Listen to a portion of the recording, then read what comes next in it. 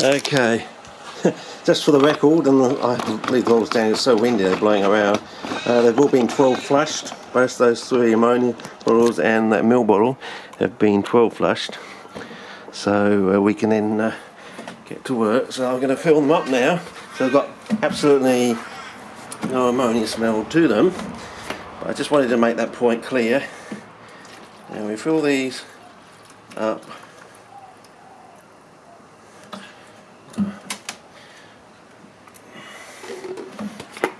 Add some water here. With the milk bottle we put something else. Okay. Just put some water there. That way. I want to get the labels in there because it's not cloudy ammonia anymore. It's just a cleaned out bottle done with a 12 flush. Sounds like poker, doesn't it? Or Pokemon. Okay. Okay, we've got that. Now we get our little spoon.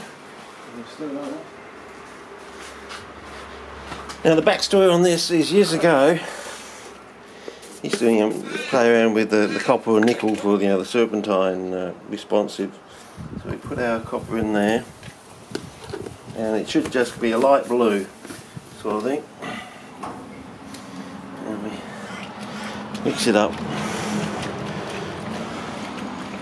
And you can see it's a light coloured blue, and it's dissolving quite quickly too, which is amazing. Okay, now we clean our spoon. Just under here. I've got a bit of tissue paper, which I pull in. Hopefully I can use it to clean quickly.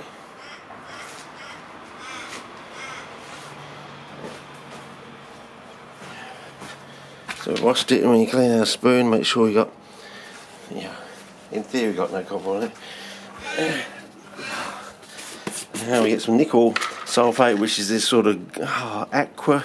It's not quite glaucous, I would say. And we put some in there. It'll take longer to dissolve because it's in quite big crystals. So yeah, I should have. And this is one I did earlier, but no, I wanted you to see this happening if I can. So this will take a while. Usually like 120 to 150.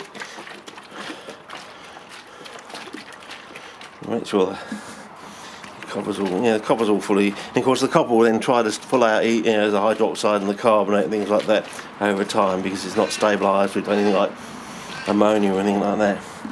So yeah, maybe I should have done one. Yeah. Anyway, so what I discovered. And actually I don't need the water in the third bottle, so that's now had a bit more than a 12 flush. I made a mistake with that. What I wanted to do is add the copper halfway up the bottle, if I can.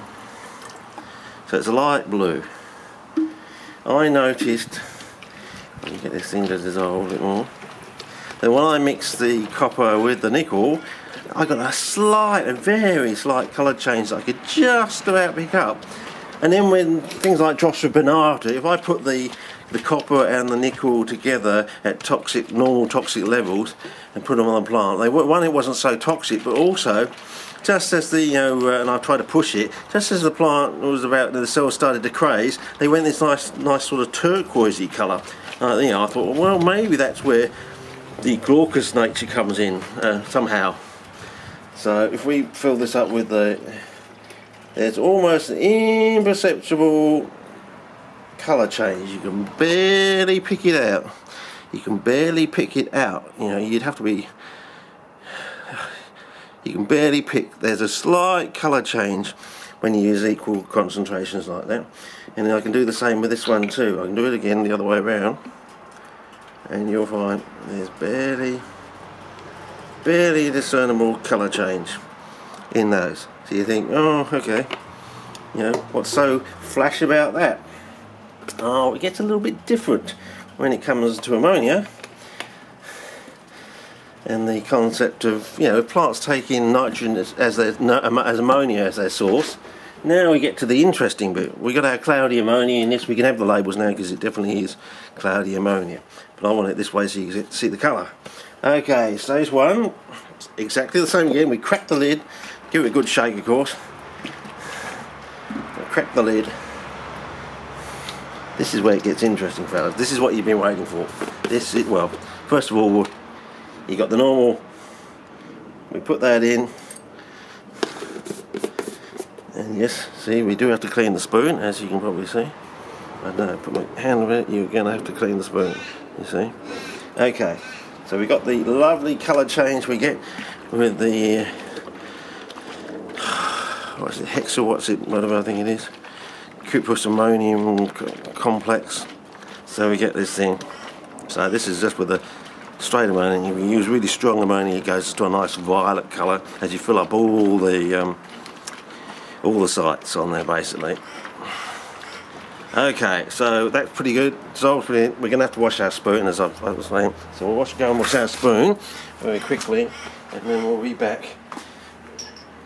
And then we'll add the nickel, and we'll get close to the excitement point, I think. If I can find my little. Okay. Right. Yeah, my original one blew away. Sorry. Okay, now we crack another one. Fresh, as you can tell. So we add a nickel.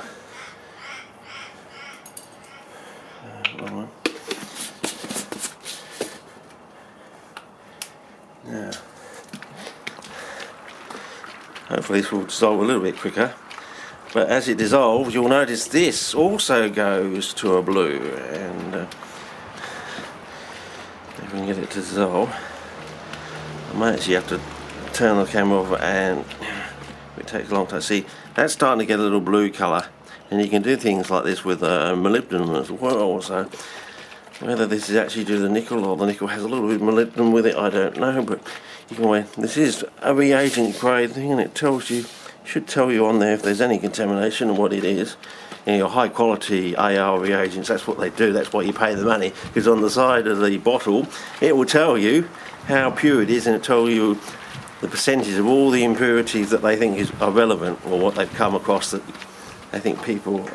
Okay, I think that's dissolved. So that's got a light blue, a very light blue.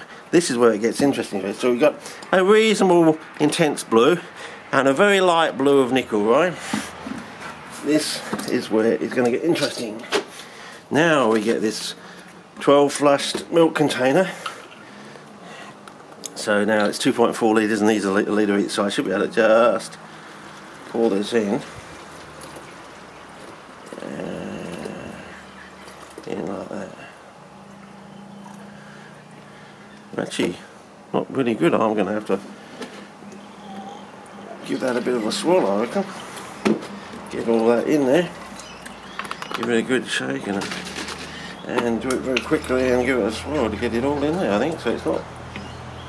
Okay, so it could actually get even better, but anyway, so we got the coloured milk like that, and now we got this, and we're going to add the two together and see if we get a colour change.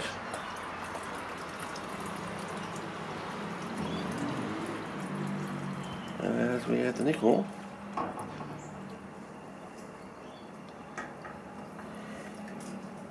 okay.